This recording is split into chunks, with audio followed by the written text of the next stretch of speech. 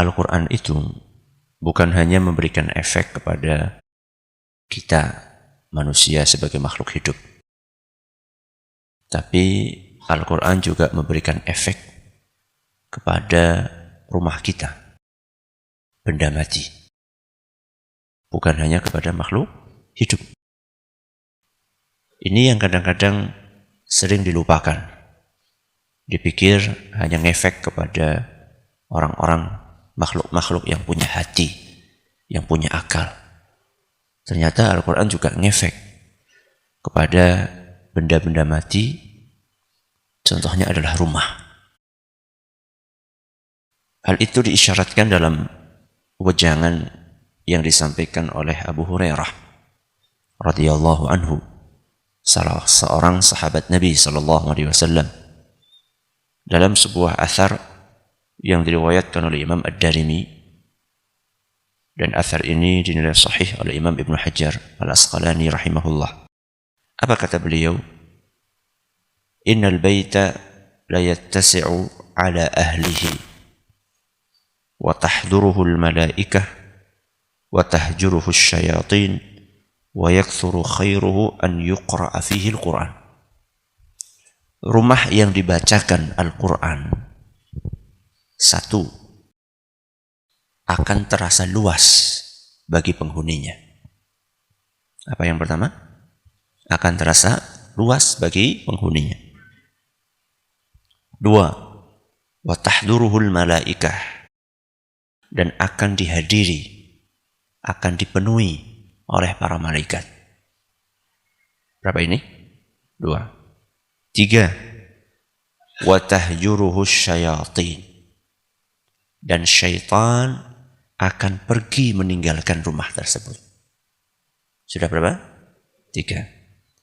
Wa yakthuru khairuhu, dan akan banyak kebaikan dalam rumah tersebut. Berapa ini? 4. Apa yang pertama? Akan terasa luas bagi penghuninya. 2, akan dihadiri oleh para malaikat. 3, akan ditinggalkan oleh setan. 4, akan banyak kebaikannya. Berarti silahkan disimpulkan kebalikannya. Itu kan rumah yang banyak dibacakan Al-Quran. Wa innal baita la yadhiqu ala ahlihi wa tahjuruhul malaikah wa tahduruhu syayatin wa yaqillu khairuhu an la yuqra'a fihi al-Quran. Sebaliknya, rumah yang tidak dibacakan Al-Quran, satu, dibalik apa? Akan terasa sempit bagi penghuninya. 2, akan ditinggalkan oleh malaikat. 3, akan dihadiri oleh setan. 4, akan sedikit kebaikannya. Lihat bagaimana efek Al-Quran kepada rumah kita. Banyak orang merasa tidak nyaman tinggal di rumah, nggak betah di rumah. Padahal rumahnya bagus. Padahal rumahnya mewah. Padahal rumahnya megah. Harganya saja 38 miliar. Allahu Akbar. Rumah harganya 30 masjid kia bekur pira. Tapi apakah orang yang tinggal di dalamnya nyaman? Nyaman enggak? Ya tergantung. Belum tentu juga rumah yang sempit itu nyaman. Tergantung apakah sering dibacakan Al-Quran atau tidak. Nah, yang paling nggak enak itu wis rumahnya sempit atau maca Quran, tambah nggak karu-karuan. Jadi Al-Quran itu membuat efek rumah terasa luas, walaupun mungkin rumahnya itu kecil. Perasaan luas atau sempit itu kan salah satu yang berpengaruh adalah faktor apa? Perasaan. Ketika orang merasa nyaman, walaupun sempit, ya dia akan terasa luas. Nah, perasaan itu kan di hati. Hati itu kan yang menguasai siapa? Allah. Sehingga orang-orang yang hidupnya berada di rumah-rumah yang mungkin sangat sederhana, ketika dia rajin membaca Al-Quran, maka rumah itu akan terasa luas, tidak terasa sumpek. Apalagi rumah-rumah itu didatangi oleh sinten? Malaikat. Dan malaikat itu rata-rata membawa kebaikan. Apalagi malaikatur rahmah, malaikat pembawa rahmat. Asyiknya lagi, setan-setannya pada apa? Nyingkir. Lihat ya, dibacakan Al-Quran, bukan ditempeli Al-Quran. Ada sebagian orang mengusir setan, ditempeli apa? Ayat kursi.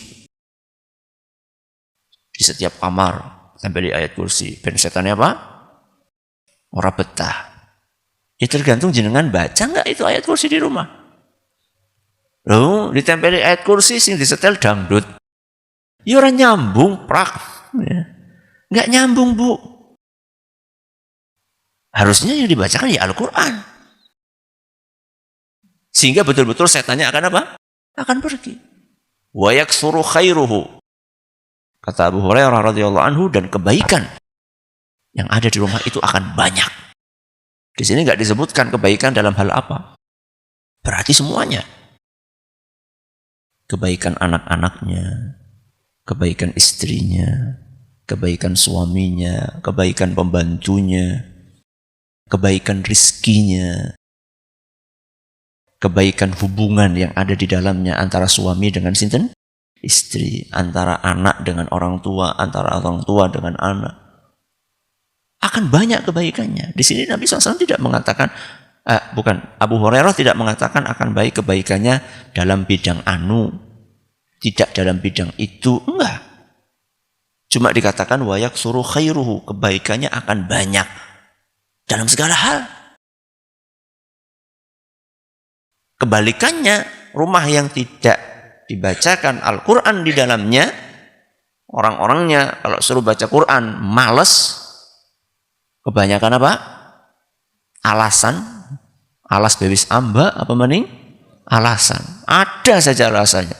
Ngantuk, apalagi kesel, apalagi sibuk apa? Sibuk HP-an, iya. Alasan ada saja. Rumah yang nggak pernah dibacakan Al-Quran, kalau tadi didatangi malaikat, ini apa? Didatangi setan. Malaikatnya pada pergi. Makanya di dalam rumah itu bawaannya marah, gelisah, nggak nyaman. Itu indikator rumah itu dipenuhi oleh setan. Cuma kesenggol dikit, nopo? Marah. Cuma istri bikin kopi agak apa? Agak pahit dikit. Cuma agak, mungkin kopi ya pahitnya. Legi ya sirup. Ya. Namanya kopi pahit ya wajar loh. Ya tapi kan kepahitan ya, cuma kan kadang-kadang saja. Cuma gara-gara itu saja langsung marah-marah. Gampang banget kecentok. Gampang banget terpicu, terpancing emosinya. Bahaya itu. Bisa jadi memang umaya kayak apa nih? Setan. Akeh setannya malah ngundang dukun. Ya tambah apa? Tambah nambahi setan, wong dukunnya besetan loh. Minal jinnati wan nas. Ya, setan itu kan ada dua, dari kalangan jin dan manusia. Bukan itu solusinya. Rumah banyak setannya, solusinya diapakan? Dibacakan Al-Quran. Wa yaqillu khairuhu. Dan akan sedikit kebaikan di rumah itu. Sedikit di sini tidak mesti dalam bentuk materi. Mungkin materinya apa? Banyak, tapi manfaatnya sedikit. Materinya, duitnya mungkin banyak, gajinya gede kok. Tapi manfaat kebaikan dari duit itu sedikit. Duitnya banyak tapi nggak pernah sedekah. Duitnya banyak tapi nggak pernah kurban. Duitnya banyak tapi nggak pernah haji, nggak pernah umroh. Duitnya banyak akan tetapi ternyata digunakan anaknya untuk narkoba. Na'udzubillahi min dzalik. Duitnya banyak tapi dihabiskan istrinya untuk shopping. Beli hal-hal yang tidak bermanfaat, kecuali kalau bermanfaat. Jadi inilah efek Al-Quran dalam kehidupan kita sehari-hari. Kita ulangi, rumah yang sering dibacakan Al-Quran, apa efeknya? 1, akan terasa luas bagi penghuninya. 2, akan didatangi oleh malaikat. 3, akan dijauhkan dari setan. 4, akan banyak kebaikannya. Rumah yang jarang dibacakan Al-Quran, 1, akan terasa sempit bagi penghuninya. 2, malaikat akan pergi dari rumah tersebut. 3, setan akan mendekat dan hadir di rumah itu. Yang keempat, akan sedikit kebaikannya. Mudah-mudahan setelah ini kita semakin terpacu, termotivasi untuk membaca Al-Quran. Jadi jangan baca Al-Qurannya cuma di masjid ini saja hari Ahad pagi. Bergue terus, dada. Jangan. Dimanapun, dalam kesempatan apapun, apalagi di rumah kita, perbanyaklah membaca Al-Quran, mengkajinya, mengamalkannya.